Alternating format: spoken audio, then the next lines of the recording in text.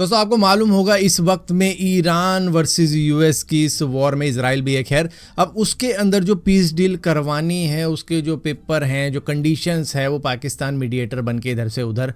कर रहा है। लेकिन यहाँ पर ईरान को पाकिस्तान के ऊपर बिल्कुल भी ट्रस्ट नहीं है, जिसकी वजह से उन्होंने पाकिस्तान की ही कार्गो शिप को स्ट्रेट ऑफ हॉर्मुज से पास होने से रोक दिया है। दरअसल ईरान को लगता है कि पाकिस्तान शायद यहाँ पर डबल गेम खेल रहा है, क्योंकि आप देखते ही होंगे उनके फील्ड मार्शल आसिम मुनीर को, उनके प्राइम मिनिस्टर शहबाज शरीफ को, वो किस तरीके से यूएस के साथ में काफ़ी ज़्यादा झुकाव रखते हैं। तो इस वजह से ईरान को लग रहा है ये यूएस की साइड ही हैं, ये अच्छे मीडिएटर नहीं बनने वाले, क्योंकि मीडिएटर को न्यूट्रल रहना चाहिए, लेकिन इनका झुकाव यूएस की तरफ ज़्यादा है, जिसकी वजह से यहाँ पर थोड़ी सी मीडिएशन के अंदर दिक्कत आएगी। और ईरान ने इसकी वजह से पाकिस्तान के जो कार्गो शिप थी वो स्ट्रेट ऑफ हॉर्मुज से पास ही नहीं होने दी, जबकि ये बन रहे हैं पीस के देवता कि हमें किसी तरीके से शांति लानी है इस रीजन के अंदर, लेकिन इन्हीं की कार्गो शिप को रोक रखा है ईरान ने। दोस्तों यूएस और ईरान की इस वॉर के अंदर ग्लोबल क्रूड ऑयल के प्राइस बहुत तेजी से बढ़ चुके हैं। मतलब वॉर के स्टार्टिंग से पहले और अगर अब के प्राइस आप देखोगे तो ऑलमोस्ट डबल हो चुके हैं। $150 पर बैरल की तरफ ये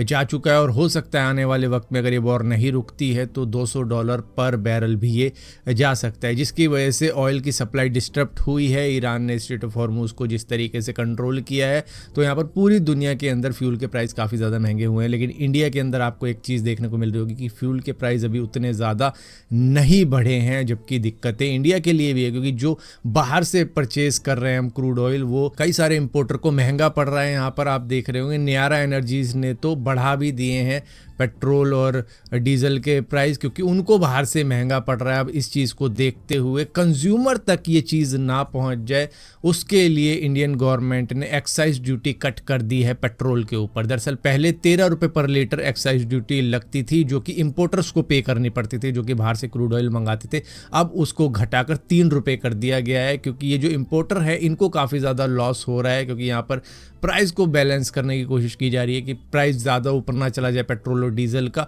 और इसी के साथ साथ डीजल के ऊपर भी जो एक्साइज ड्यूटी लगती थी ₹10, उसको घटाकर अब 0 कर दिया गया है। दरअसल ऑयल कंपनी काफ़ी ज़्यादा हैवी लॉस अभी तक झेल चुकी है, जिसकी वजह से उनके लॉस को कम करने के लिए गवर्नमेंट ने उनके ऊपर लगाई जाने वाली एक्साइज ड्यूटी के ऊपर अब कमी कर दी है, जहाँ पर पेट्रोल अब ₹3 पर लीटर के हिसाब से एक्साइज ड्यूटी लगाई जा रही है। पहले ₹13 लगती थी, और डीजल के ऊपर तो पूरी तरीके से हटा दी गई है। ये मत समझना कि उन्होंने एक्साइज ड्यूटी हटा दी है तो अब हमको पेट्रोल डीजल सस्ता मिलने लग जाएगा, नहीं, क्योंकि जो कंपनियां इंपोर्ट करवाती हैं उनको लॉस झेलना पड़ रहा है। उनके ऊपर जो एक्साइज ड्यूटी लगती थी उसको हटाया गया है। हमारे को तो पेट्रोल डीजल अभी भी उतने का ही मिलेगा। वरना होता क्या, ये कंपनी अगर पीछे से पेट्रोल और डीजल के प्राइस बढ़ा देती, क्योंकि उनको लॉस हो रहा है, तो हमको भी इन द एंड ये सब चुकाना पड़ता है, और पेट्रोल के प्राइस, डीजल के प्राइस महंगे होते हुए हमको दिख रहे होते। और उसके बाद में अगर इंडिया की इकोनॉमी देखोगे तो उस पर भी काफ़ी ज़्यादा इम्पैक्ट पड़ता है, क्योंकि डीजल से ट्रांसपोर्टेशन होती है, ट्रकों में यूज़ किया जाता है, तो उससे खाना वाना हर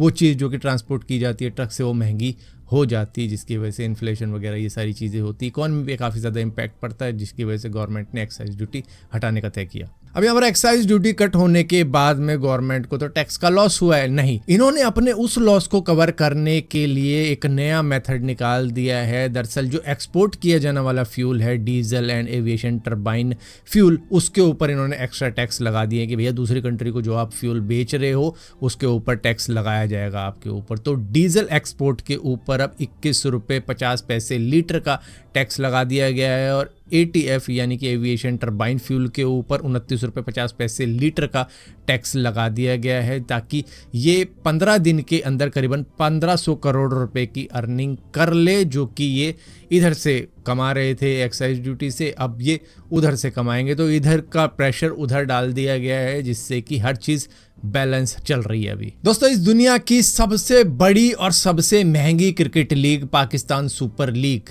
इसका जो पहला मैच था लाहौर कलंदर वर्सेस हैदराबाद किंग्समैन का, उसके अंदर व्हाइट बॉल थोड़ी ही देर के बाद में पिंक होना चालू हो गई, कलर चेंज कर दिया बॉल ने। दरअसल हैदराबाद किंग्समैन की जो जर्सी थी वो मरून टाइप की थी और वो मरून जर्सी पर जब बॉल रगड़ रहे थे शाइन लाने के लिए तो उस जर्सी का कलर उस बॉल के ऊपर आ गया, जिसके बाद में वो बॉल धीरे धीरे पिंक कलर की होने लग गई। आप ये सोच के देखो, इस दुनिया की सबसे एक्सपेंसिव क्रिकेट लीग की जो जर्सी थी उसकी डाई निकल रही थी, पता नहीं किस लोकल बंदे को दिया था उसको कलर चढ़ाने के लिए, कि जिसके बाद में उसका कलर निकल रहा था और वो बॉल पे आ रहा था। चलो वहां की बॉल पे कलर आ रहा था तो आ रहा था, लेकिन जिसने भी वो जब जर्सी उतारी होगी क्रिकेट खेलने के बाद में वो पूरा का पूरा पिंक हो रखा होगा अंदर से। इस तरीके की इन्होंने हाई क्वालिटी की जर्सी दी ताकि वो कलर ही छप जाए बॉडी के ऊपर, जिसके बाद में कई सारे क्रिकेटर शॉक हो गए, कमेंटेटर शॉक में पड़ गए कि भैया ये बॉल पिंक कैसे हो रही है, व्हाइट से पिंक कैसे हो गई, ये पिंक बॉल क्रिकेट मैच चल रहा है, टेस्ट क्रिकेट चल रहा है,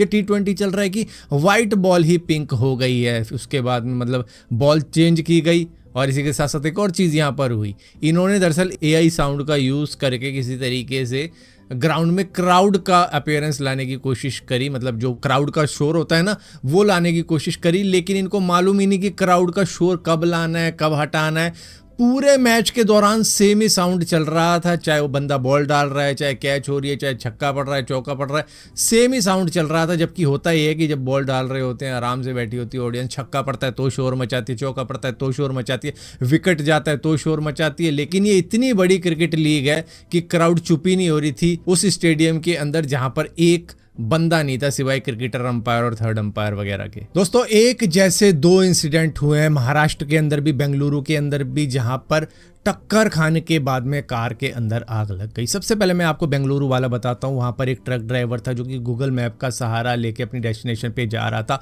अब गूगल मैप ने उसको बड़े रोड की बजाय छोटे रोड पर भेज दिया, जहाँ पर एक गाड़ी खड़ी थी साइड में ही जिसके अंदर एक शख्स बैठा हुआ था और इसने उसको पीछे से टक्कर मार दी और टक्कर के बाद में उस कार के डोर जाम हो गए और गाड़ी CNG थी जिसकी वजह से उसके CNG के अंदर आग लग गई, क्योंकि फ्यूल लीक हो गया था। जिसके बाद में लीक होते के साथ ही स्पार्क ने आग पकड़ी और उसके बाद में उस गाड़ी में आग लग गई और गाड़ी में आग लगने के बाद में डोर जाम हो गए थे और वो शख्स उससे बाहर निकल ही नहीं पाया। महाराष्ट्र के अंदर भी कुछ इसी तरीके का इंसिडेंट हुआ जहां पर एक ट्रक ने एक कार को हेड ऑन टक्कर मार दी, मतलब एक साइड से आ रहा था, दूसरा दूसरी साइड से आ रहा था, वन वे रोड था जहां पर दोनों में ही काफी ज्यादा स्ट्रॉन्ग कोल्यूजन हुआ और कोल्यूजन होने के बाद में उस गाड़ी के भी डोर जाम हो गए और उस गाड़ी में आग लग गई। शायद वो गाड़ी भी CNG ही थी, जिसके बाद में आग की वजह से वहाँ पर कोई नहीं निकल पाया क्योंकि डोर ऑलरेडी जाम हो चुके थे उस कार के और CNG ने एकदम से आग पकड़ ली थी। जिसके बाद में यहाँ पर भी पूरी फैमिली